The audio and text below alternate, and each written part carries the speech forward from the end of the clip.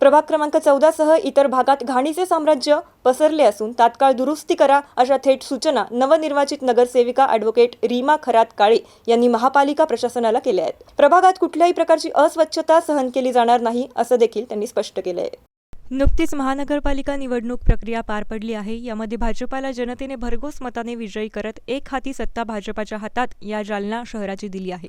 त्यामुळे भाजपाचे सर्वच नगरसेवक आता आपापल्या प्रभागात अडीअडचणी समजून घेण्यासाठी फिरत आहेत।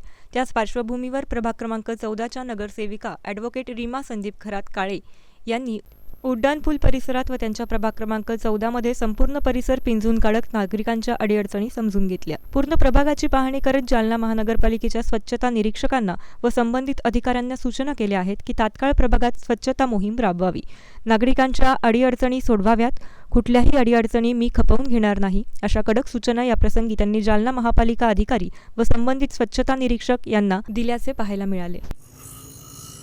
सर्वप्रथम मी माझ्या प्रभागातील प्रभाग क्रमांक 14 सर्व मतदार बंधू भगिनींचे मायबापांचे मी जाहीर आभार मानते की त्यांनी सर्वात जास्त लीडनी मला निवडून दिलेला आहे।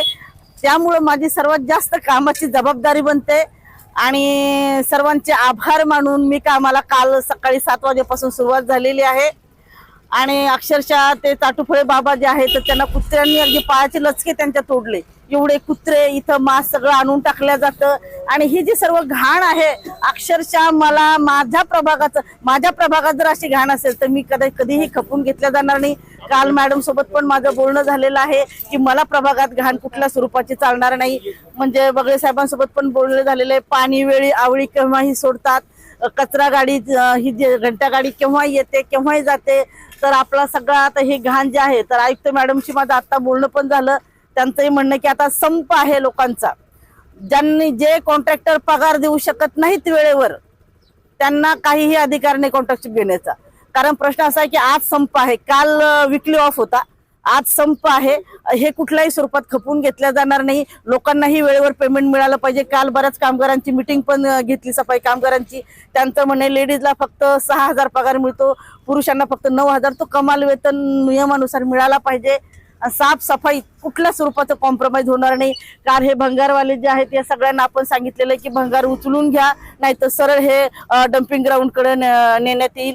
काल सगळ्या चिकनच्या दुकानामध्ये मी स्वतः फिरले, सगळ्या चिकनवाल्यांना अगोदर हात जोडून सगळ्यांना माफी मागितली मी, आणि चिकनवाल्यांनाही सांगितलं की इथं चिकनचं ते आणून टाकायचं नाही, त्यामुळे कुत्रे अगदी पोचले गेलेले आहेत। इथं कुत्रे सुद्धा जीव आहे याची मला जाणीव आहे, पण माणसांचा जीव आधी महत्वाचा आहे। म्हणून चिकनवाल्यांना आपण सांगितलेलं आहे, त्यांची सुद्धा मीटिंग बोलवलेली आहे की चिकन जर इथं टाकत असाल तुम्ही ते उरलेलं वगैरे तर तुमच्या दुकानं कारवाई होऊन बंद होतील। त्यांना सांगितलेलं आहे त्यांची स्पेशल गाडी करा, त्या गाडीने डम्पिंग ग्राउंडला जागा दिलेली आहे, तिथे चिकन नेऊन टाका। अशा प्रकारे हा जो परिसर आहे या म्हणजे मी डोर टू डोर फिरत असताना मला असंख्य प्रॉब्लेम इथं लक्षात आलेले, ते सगळे प्रॉब्लेम मी कालपासूनच सॉल्व्ह करायला सुरुवात केलेली आहे। आणि मायबाप जनतेने जो काही माझ्यावर विश्वास दाखवलेला आहे, जे काही मला अमूल्य मत दिलेलं आहे, त्याची मी 5 वर्ष त्यांच्या ऋणात राहून सेवा करणार आहे। सेवक या शब्दाचा अर्थ मी खऱ्या अर्थानं सार्थ करण्याचा नक्कीच प्रयत्न करेन आणि हे सगळं माझा प्रभाग जालन्यामध्ये 1 नंबरला असेल, हा माझा शब्द आहे सर्वांना। स्वच्छतेबाबत नागरिकांना काय आव्हान? स्वच्छतेबाबत नागरिकांना आवाहन करायचं तर मला एक सांगा, दारामध्ये कचरा, दारात आलेल्या गाडीत कचरा कुणाला टाकू वाटणार नाही, एवढा लांब येऊन कचरा टाकायची कुणाला हौस नसते। घंटा गाडी ही वेळेवर दारात येत नाही, त्याच्यामुळे लोक दारामध्ये घंटा गाडीत कचरा टाकता येत नाही, मग एवढं लांब येऊन टाकतात। त्यामुळे घंटा गाडी जी आहे तर मी आपल्या वानखेडे भैयाकडून सगळी माहिती घेतली होती, फक्त 6 घंटा गाडी आहेत आणि घंटा गाडी नियमानुसार महानगरपालिकेतून सकाळी 6 वाजेला निघायला पाहिजे, त्याला कुठलाच वेळ नाही। 8, 9, 9:30 केव्हाही घंटा गाडी निघते, 6च घंटा गाडी आहे। एकूण मला वाटतं काहीतरी 12 ते 16 फक्त कामगार आहेत, ते 4 ड्रायव्हर आहेत, 4 दुसरीकडे जातात, 4 तिसरीकडे जातात, 4 लोक सध्या फक्त काम करतायत। तर पब्लिकला म्हणण्यापेक्षा आज अगोदर महानगरपालिकेनं घंटा गाडीची संख्या वाढवण्याची गरज आहे, कामगारांनी वाढवण्याची गरज आहे।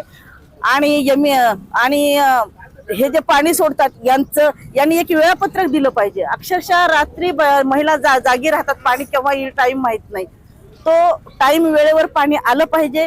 तो टाइम टेबल तो MSCB कडे दिला गेला पाहिजे की लाईन त्यावेळेला गेली नाही पाहिजे, घंटागाडी सकाळी लवकर आली पाहिजे, ती थांबली पाहिजे, अशा सगळेच प्रश्न आपण नक्कीच सोडवणार आहोत.